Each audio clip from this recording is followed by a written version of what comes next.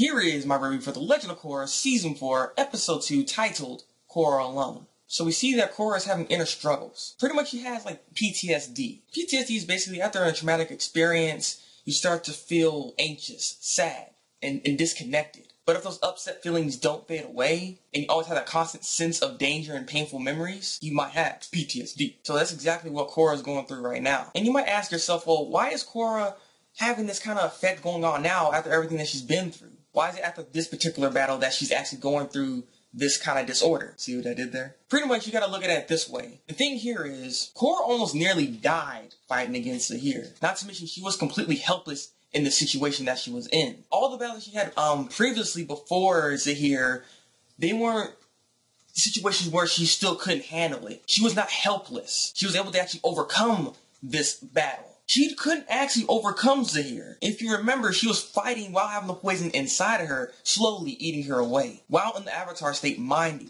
And when you're about to die in the Avatar state, that usually sticks with you if you're about to die. Because if you remember when Aang went into the Avatar state and Azula lightning bit him and actually pretty much killed him actually until Katara actually healed him up. That actually stuck with them until the end of the series. Until something like unlocked and it allowed him to go back into the Avatar state. So that's pretty much what's actually going on with Korra as well. That's why she can't even get into the Avatar state. So you just gotta really watch yourself. When you're in the Avatar state, make sure you don't get in a situation where you can die. Because it'll be harder to go back into the Avatar state. So that's why I think she's having a much harder time recovering from this. Pretty much this episode basically follows what Korra was doing for the last 3 years. And I like how everything kind of went full circle within this entire episode. But we see the flashbacks and everything like that, and then it goes into present time, and then we see things even further than that. It's very artistic. But first she pretty much goes see Katara to see if she can get healed by her. And the healing process that she went through did actually help her in some ways. Though mentally she still wasn't 100%, her body physically was starting to feel a little bit better. She was pretty much able to walk after all the healing sessions she had with Katara. She just isn't able to fight though. Unfortunately, Korra is not satisfied with the healing that she's been going through because she's feeling like it's taking too long. You have to have patience, young one. It was funny because freaking Tenzin was there, and Tenzin was about to say some patience, but freaking Korra's like, if you say patience, if you say I need some patience, I'm gonna freaking water whip you in the face. I was like, oh.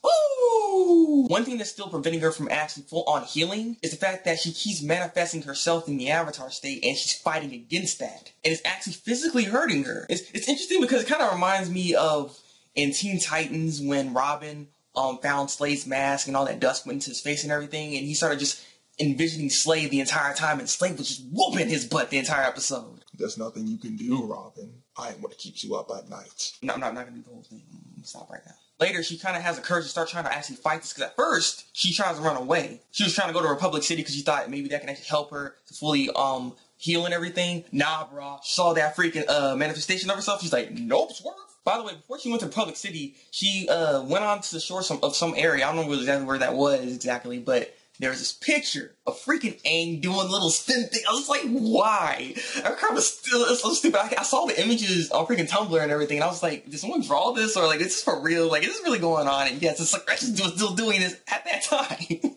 Oh, God, I freaking love Aang. He's just stupid. Yeah, after she saw that manifestation of herself in Republic City, she turns over, goes to some area, she cuts her hair, and that's when she cuts it, and then you see her in her, like, a little earthbender suit and everything, and then she goes into the spirit portal in at the South Pole. Thus, she tries to reconnect with Rava, going into the Tree of Time. Unfortunately, that's not really working, and spirits are distracting her at the same time. But that's when she actually decides to stop trying to run away from this manifestation and tries to fight it. And that's when we go into the present time, where she's fighting against that earthbender and losing, mind you. But what we're seeing it from her perspective is that she's actually fighting against that manifestation, not the bender. And so after that, she runs into this dog. A polar bear dog?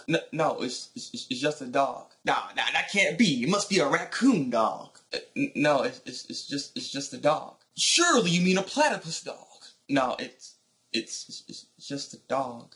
But that dog pretty much leads her into the foggy forest, and that dog's not actually a dog. It was a spirit that she saw when she was in the Tree of Time. And so that spirit basically tells her she needs to find somebody, and pretty much that's when she saw the manifestations, fight it up some more, and the manifestation kind of brought her down to this area. In this area, we see a very, very special someone. Someone that we were expecting to see, but not this soon. And that is my girl, Toph. Toph is tough. I don't know why, but Toph kind of looks like that bloodbending girl that we saw in that one episode, and yeah, I saw that Airbend, if you know what I'm talking talking about. And it's funny that she says, it's good to see you when, she can't see. But I am so glad to see her there. I was having the chills and the feels all over the place. And the funny thing is, she's still calling, well, the Avatar Twinkle Toes. Even if it's not Aang, you're still Twinkle Toes to her. So I'm curious what Korra's actually going to learn being with Toph here. Because I'm assuming that's where the spirit wanted her to go. Also, one thing I wanted to actually mention, and this was actually kind of cool what they did here.